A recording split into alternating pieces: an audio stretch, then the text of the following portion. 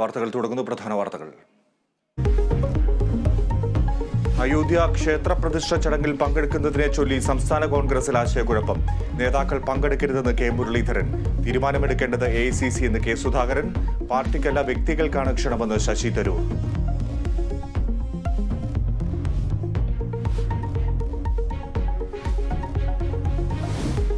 അയോധ്യയിലേക്കുള്ള BJP ക്ഷണം നിരസിച്ചത് CPM നിലപാടെന്ന് Sitaram Yechury. രാമക്ഷേത്ര നിർമ്മാണം വംശീയ സംഘർഷങ്ങൾ ഉണ്ടാക്കാനുള്ള രാഷ്ട്രീയ പദ്ധതിയെന്നും യെച്ചൂരി. മതവും രാഷ്ട്രീയവും കൂട്ടിക്കലർത്തുന്നത് ഭരണഘടനയ്ക്കെതിരെന്ന് D രാജ. BJP ക്ഷണത്തിൽ നിലപാട് സ്വീകരിക്കാൻ കോൺഗ്രസിന് കഴിയുന്നില്ലെന്ന് ബിനോയ് വിശ്വം.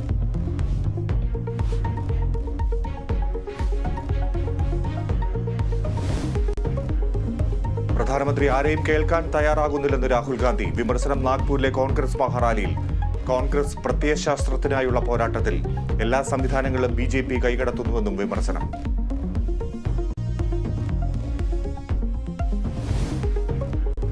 ഖത്തറിൽ വധശിക്ഷയ്ക്ക് വിധിച്ച ഇന്ത്യൻ നാവികരുടെ ശിക്ഷയിൽ ഇളവ്. ചാരവൃത്തി ആരോപിച്ച് ശിക്ഷിച്ചത് മലയാളിയടക്കം 8 നാവികരെ. ഇളവ് ഖത്തർ ഭരണാധികാരിയുമായി നരേന്ദ്രമോദി നടത്തിയ കൂടിക്കാഴ്ചയ്ക്ക് പിന്നാലെ.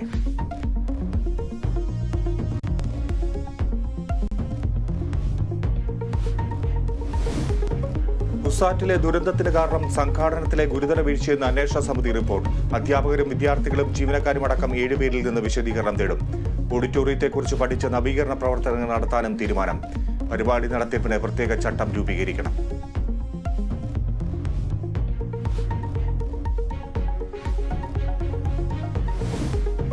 നടനും DMDK നേതാവുമായ വിജയകാന്ത് അന്തരിച്ചു. അന്ത്യം ചെന്നൈയിൽ കോവിഡ് ബാധിതനായിരിക്കെ.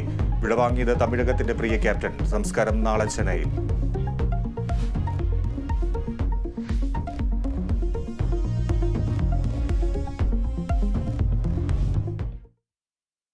വിശദാംശങ്ങളിലേക്ക് പോകാം. അയോധ്യ ക്ഷേത്ര പ്രതിഷ്ഠാ ചടങ്ങിൽ പങ്കെടുക്കുന്നതിനെ ചൊല്ലി സംസ്ഥാന